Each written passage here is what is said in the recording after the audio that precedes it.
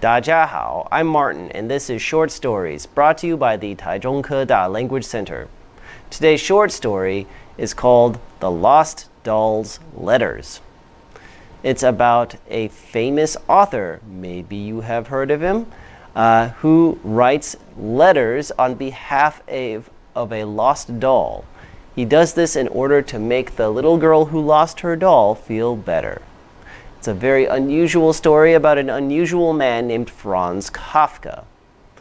Now, I don't know how well known he is in Taiwan. In America, he is very well known. He is well known because every high school student must read at least one of his books in school. I can't think of a single teenager who has not read The Metamorphosis. Well, before I read the story, I will first read the vocabulary and vocabulary example sentences. And then I will read the story and then end with 4 listening comprehension questions. Let's get started.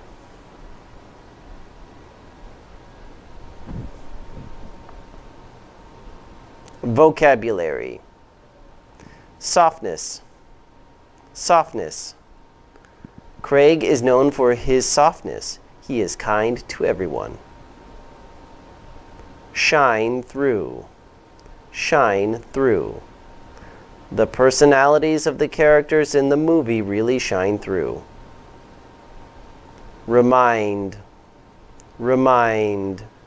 Wendy wrote herself an email to remind herself about the meeting. Human nature. Human nature. Good and evil are both part of human nature. Following. Following. Our test isn't tomorrow, it's the following day. Describe. Describe. Andy described the man who stole his car to the police. Certain. Certain. Ian is certain he left his cell phone at his friend's house. Precious. Precious. Tina's family is very precious to her. Sincere. Sincere. Ben is always sincere, so I believe what he says. Recover. Recover. It took the football player a while to recover from his injury. Comfort. Comfort. The little girl was comforted by the kind words of her parents. Straight. Straight. Paul has to go straight home after school. Author. Author. Amber wants to become an author and write books for a living. Novel. Novel. Jeff went to the library to get some good novels to read. Message. Message. Tim wrote a message on the piece of paper. Forever. Forever. Edna will remember her trip to France forever. That is the end of the vocabulary. Now I will start the story. This is a story about a famous writer and a little girl. When you finish reading, you might wonder whether this encounter really happened or was just made up.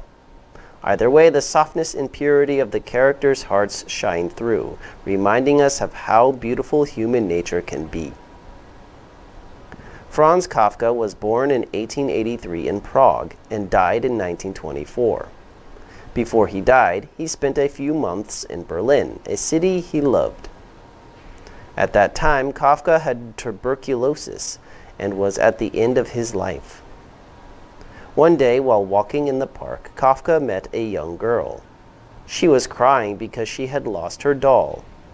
To make her feel better, he told her that the doll was not lost, but had just gone away on a trip. "How do you know?" the girl asked. Kafka said that the doll had written him a letter. When the girl asked to see this letter, the writer said he did not have it with him, but he would bring it to the park the following day. Kafka went straight home and began to write this letter. He put his heart and soul into his words, making sure the little girl would believe they were written by her doll. The author worked as seriously and carefully as he ever did on his novels. The next day, Kafka returned to the park where the girl was waiting for him. As she couldn't read, Kafka read the doll's message to her. The doll wrote that she was very sorry to leave the girl. However, she wanted to see the world and make new friends, so she had gone on a trip. She explained that she still loved the girl very much and promised she would write every day. For 3 weeks, the girl met Kafka in the park and listened as he read all about the doll's adventures. Over these weeks, the doll explained that she started attending school and met different people. The doll always mentioned how she loved the girl, but started to suggest that she may never be able to go home. Kafka was paving the way for the moment that the doll would leave the little girl's life forever. Finally, Kafka decided to marry off the doll. The doll described the young man she loved, the engagement party, and the wedding ceremony. Then she said goodbye to the girl and added that she would not write again. The girl cried, but she was happy that her doll would have a happy life. Whether or not the story is true, there is one thing that we can be certain of, and that is the kindness and understanding of Kafka. Kafka was one of the greatest writers who ever lived. Nevertheless, he sacrificed his precious time to write the letters for the little girl. With these sincere letters and the wonderful tales they contained, he helped her recover from the pain of losing her doll. Usually Kafka's works are dark and unusual, but these letters he wrote were loving and caring. He understood the little girl's worries, however silly they might have seemed to other adults. At the end of his life, it must have given the dying man great happiness to be able to perform this action of goodness and comfort the little girl. Now for the questions. Number 1. Who was Franz Kafka? A. A famous writer. B. A famous doll maker. C. A famous child actor. D. A famous psychiatrist.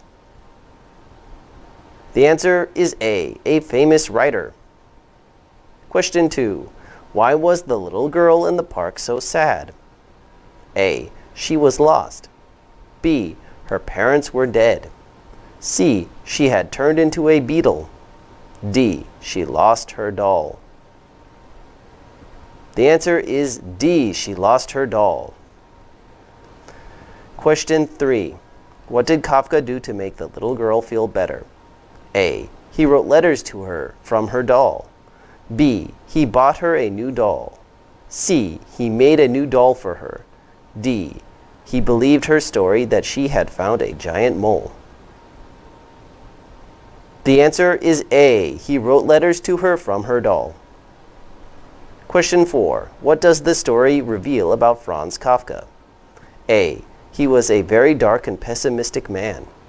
B. He actually had a warm and kind heart. C. He was very wealthy. D.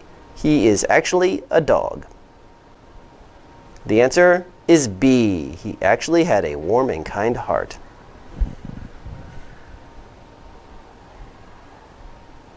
Well, what a touching story. An old dying man giving his last bit of energy left to make a little girl feel better about losing her doll. Now, Franz Kafka, if you don't know anything about him, his stories are usually very dark and unsettling and makes you feel a little bit weird and uncomfortable. But he did have a kind of childlike innocence to his writing, and he often wrote from the perspective of children or simple animals. So I actually kind of believe this story. It might be true, but probably isn't. Anyway, thank you for watching. I'll see you next time. Bye-bye.